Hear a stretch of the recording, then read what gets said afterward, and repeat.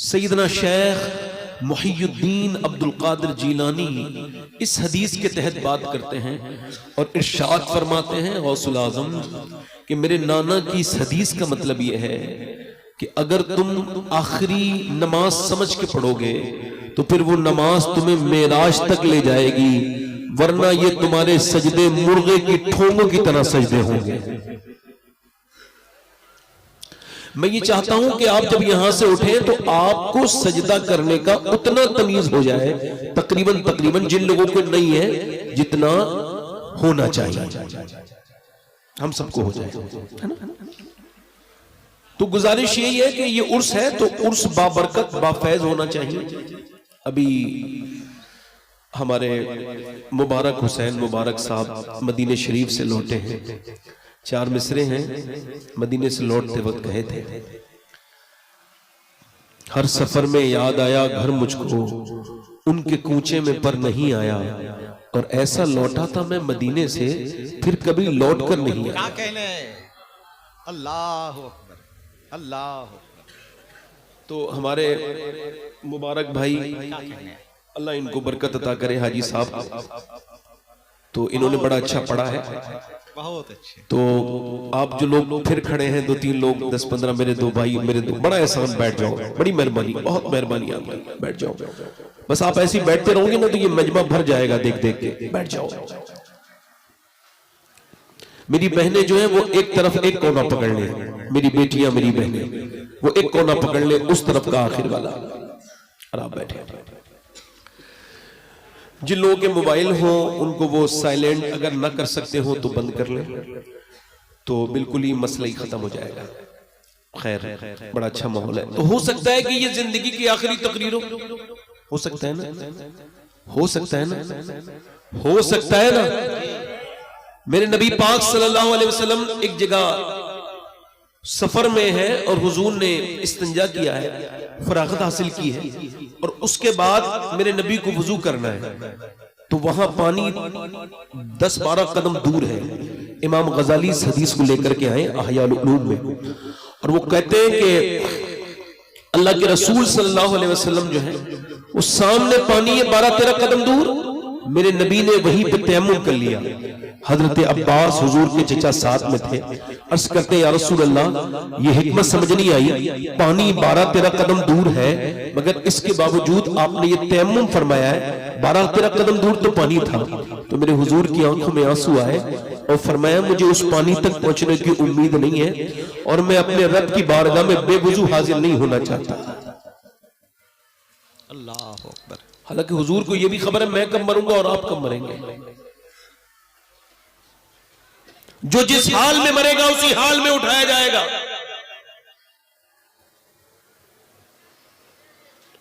मैं आपसे ये यस कर रहा हूं, थोड़ी देर बैठ जाए और ध्यान से मेरी बात को सुनिए। मैं जब यहां आया हूं तो मैंने ये शोर देखा है, तो फिर मैंने कहा है कि ये है तो सब बड़े अच्छे लोग हैं, आशिक हैं, मगर अभी जज्बात में है। इंशाल्लाह ये जज्बात से बाहर आएंगे तो मैं फिर बारौनक भी हो जाएगी और बाबरकत भी हो जाएगी। जो लोग खड़े हो रहे हैं आकर के उनसे गुजारिश है बैठ जाए। अगर आज जमीन पे बैठोगे ना तो इंशाल्लाह तुम्हारे नसीबों को मेरा रब अर्श से बुलंदतर फरमा देगा, वो अर्श से फजल फरमाए, क्योंकि जो फर्श से मोहब्बत करता है अर्श वाला परवरदिगार उस पर रहम करता है। बैठे आराम से, बैठ जाए आप लोग, बैठ जाए, बैठ जाए, बैठ। माशाल्लाह सुभान अल्लाह कहने से हमारे यहाँ 90 नेकियां मिलती हैं। आपके यहाँ भी होता है ऐसा कुछ? तो जरा बोलिए ना सुभान अल्लाह। माशाल्लाह। खामोश, अगर मैं आपको बताऊं, लोग दीनदार होने का दावा करते हैं, मेरे जैसे लोग। हार्वर्ड यूनिवर्सिटी ने रिसर्च किया कि चेहरा खूबसूरत कैसे होता है, ये मेडिकल साइंस रिसर्च कर रहा है। हालांकि अब हालात ये हैं कि लोग मोबाइल वाला ही अपने आप को समझते हैं। वो जो फिल्टर चले ना मोबाइल में, अपनी तस्वीर को अपलोड करेंगे और मोबाइल की तरह ही अपने आप को समझेंगे। जिनके रंग काले हैं उन्होंने फिल्टर के जरिए अपने आप को गोरा किया है। अब वो जो है उसको नहीं मानते, जो मोबाइल में है उसको मानते हैं। बंदा खूबसूरत बनना चाहता है, लाखों करोड़ों रुपया कॉस्मेटिक पे खर्च करती है दुनिया, मगर मेडिकल साइंस से जब पूछा गया कि आखिर इंसान का चेहरा खूबसूरत कैसे होता है, तो उन्होंने कहा कोई कॉस्मेटिक नहीं, कोई साबुन नहीं, कोई क्रीम नहीं, कहते हैं सिर्फ और सिर्फ इंसान के चेहरे में 126 मसल्स हैं। ये तभी एक्टिव होते हैं जब बंदा मुस्कुराता है, और मुस्कुराना मेरे नबी की सुन्नत है। क्या कहने, सुभान अल्लाह। अब कुछ लोग जहां जाते हैं मुंह बना के बैठ जाते हैं, ऐसे लोग होते हैं मनहूस। ये अपने घर में घुस जाए, बच्चे डर जाते हैं, अब्बा आ गए खेलना बंद कर देते हैं, अब्बा नहीं आया जैसे कोई फिरौन ज्यादा आ गया हो। मैं ये आपसे अर्ज कर रहा हूं, मुस्कुराइए। मेरी अम्मी आयशा फरमाती, हुजूर जब जंग से वापस आते थे ना, फिर भी हुजूर के चेहरे पे मुस्कुराहट होती थी। आप मुस्कुराना नहीं सीखे और आप कहते हैं आप हुजूर से मोहब्बत करते हैं। आप दीन जानते हैं, दीन में मुस्कुराहट है हुजूर का। सुभान अल्लाह, हुजूर का अखलाक सबसे बुलंद है। तो माशाअल्लाह जरा मुस्कुरा के बोलिए सुभान अल्लाह। हसन रजा साहब, आप मुझे बड़ी गौर से जब देखते हैं तो मैं ना थोड़ा सा, आप समझे नहीं, हंसने की बात नहीं, ये बहुत अच्छे इंसान है, मैं हंसने की बात नहीं की थी। मैं आपको बताऊं, एक दूसरे से जैसे ये देख रहे हैं ना मुझे, ऐसे एक दूसरे को देखना ये सहाबा इकराम की सुन्नत है ना, ऐसे मोहब्बत से देखा करें, अल्हम्दुलिल्लाह। हाँ, तो अगर आपकी इजाजत हो तो ये तौफीक भाई जो है इन्होंने कहा है एक दो शेर पढ़ लें, तो मैंने जो कुछ तकरीर तो मुझे पूरी पता है जो करनी है, 2-3 शेर पढ़ रहा हूं मैं सैयदा आमना की शान में, यानी हुजूर की अम्मी की तारीफ हो रही है, जरा जोर से बोलो सुभान अल्लाह। मैं अगर यहां पर मोहम्मद अली फैजी साहब की अम्मी की तारीफ कर दूं तो ये खुश हो जाएगा। और आपको बताऊं, किसी को भी दुनिया में आप में से किसी को भी इब्राहिम अलैहिस्सलाम की मां का नाम नहीं पता होगा, मुझको खबर नहीं है, आपको इस्माइल अलैहिस्सलाम की मां का नाम इल्ला माशाअल्लाह, याहिया, जकरिया, ईसा इल्ला माशाअल्लाह किसी को पता हो, लूत अलैहिस्सलाम की मां का नाम क्या है, मगर जब भी कोई कहता है आमना का लाल, फौरन हुजूर की अम्मी ख्याल आता है। क्यों? क्योंकि मेरे नबी दुआ करते थे, अल्लाह जैसे तूने मेरे नाम को मशहूर किया है, वैसे मेरी मां आमना के जैसा नाम को भी मशहूर कर दे। जिंदाबाद, इजाबत का सेहरा, अल्लाहु अकबर, या रसूल अल्लाह। सही बता रहा हूं मैं, जिंदाबाद जिंदाबाद जिंदाबाद, हुजूर की अम्मी। और मैंने क्या कहने, जिंदाबाद। काबे में बहुत मर्तबा हाजिरी की, बड़े मज़ारों पे गया हूं मैं, बड़ी औलिया की बारगाहों में, अल्हम्दुलिल्लाह, मगर मुझे आज तक इतना लुत्फ नहीं आया जितना आधा घंटे हुजूर की अम्मी की जो मैं कब्र पे ठहरा हूं, अब्बा शरीफ में, वो दोनों आलम के मालिक मुख्तार की अम्मी की कब्र है, उस पर कोई चराग जला हुआ नहीं है, मगर वहां जाकर महसूस ये होता है कि जैसे मदीने वाले की सारी रहमतें सिमट के इसी अव्वा में आ गई। अल्हम्दुलिल्लाह, अल्लाह आपको हुजूर की अम्मी से मोहब्बत की तौफीक अता फरमाए। ये वो कौन सा मकाम है अब्बा का? 6 साल के थे हुजूर जब यहाँ पर मेरे नबी की अम्मी ने रुखसत हुई थी। अल्लाह ताला आप सबको हुजूर की अम्मी के बारगाह का दीदार कराए। अब ये जो 10-15 लोग और खड़े, नौजवान मेरे दोस्त, मेरे भाई, बड़ा एहसान होगा, बैठ जाओ मोहब्बत से, जाना नहीं तो कोई बुरा ना मानना, मैं खिदमत करने आया हूँ आपकी, 2 मिनट बैठ जाए, बैठ जाए, बैठ जाए, बड़ी मेहरबानी आपकी, अल्लाह ताला आपको जज़ा दे। बैठ जाए, बैठ के तो देखें, अल्लाह बरकत देगा, बैठ जाए, हुजूर की महफिल सजा रहे हो, बस बैठ जाए। पढ़ दूं 2-3 शेर, ये जो मैंने लोगों को संभाला है ना, ये मेरा टाइम नहीं लगेगा, ठीक है? अब 2-3 शेर पढ़ता हूं। मलके दो जहान है मेरे नबी की मां, क्या कहने, जिंदाबाद जिंदाबाद। मलके दो जहान है मेरे नबी की मां, मलके दो जहान है, मलका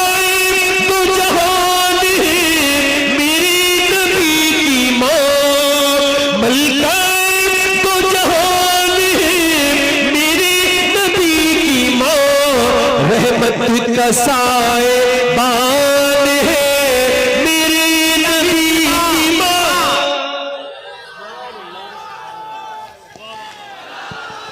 चच्ची मौला अली की है, जरा जोर से तो बोलो सुभान अल्लाह। चच्ची है मुर्तजा की दादी बतूल की, रखती ये खानदान है मेरे नबी की मां। और इशारे किनाए में शेर है, मगर मैं हल्का सा बता देता हूं। मां जो होती है ना, मां जान होती है। मां क्या होती है बोलो? ये लफ्ज जो दूसरी जगह लोग इस्तेमाल करते हैं, आफत जान के उतरा देते हैं। असल जान मां होती है, यानी बेटे की जान। अपनी मां को सब बच्चे अम्मी जान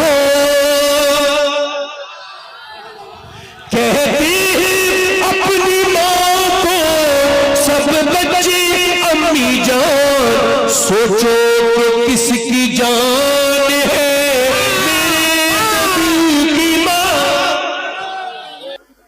ये कहते हैं हुजूर की अम्मी मुसलमान नहीं थी। यही जो लोग हैं, समझ रहे हो बात को? नहीं कहते हैं हुजूर की अम्मी मुसलमान, मगर आला हजरत के मानने वाले क्या कहते हैं, सुन लो। जुल्फों से लेकर पांव के नाखून की नोक तक, जुल्फों से लेकर पांव के नाखून की नोक तक, ईमान ही ईमान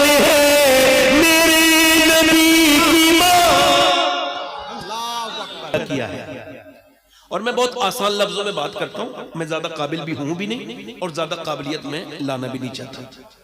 आखिरी बात जो और शुरू की बात यही है कि अल्लाह ने इंसान को क्यों पैदा किया। ठीक है, क्या यूं ही घूमने के लिए पैदा किया? सिर्फ खाने के लिए पैदा किया? अगर सोने और खाने और उठने और जागने इसके लिए पैदा किया था तो जानवर बहुत है जो सोते भी है, खाते भी है, पीते भी है।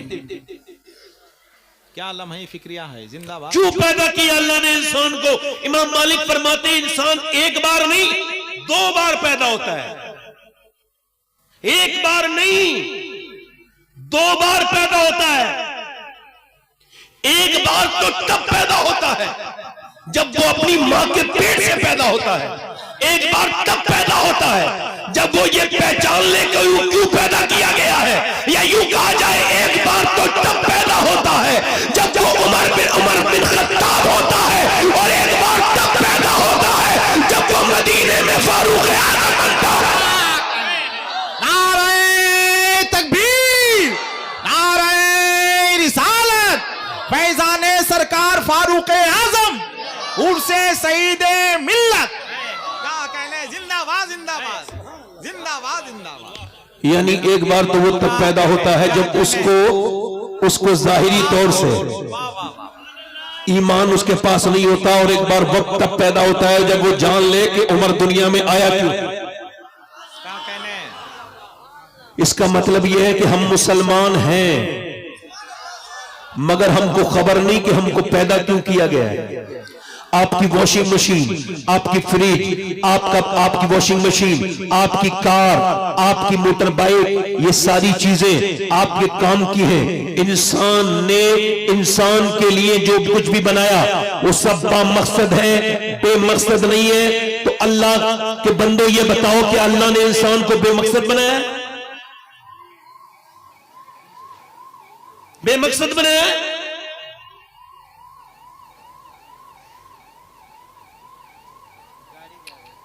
मुझे भी पता है ये गाड़ी जा रही है, मगर गाड़ियां बहुत जा रही हैं, ये गाड़ी इस तरह क्यों जा रही है मुझे इस पे हैरत है।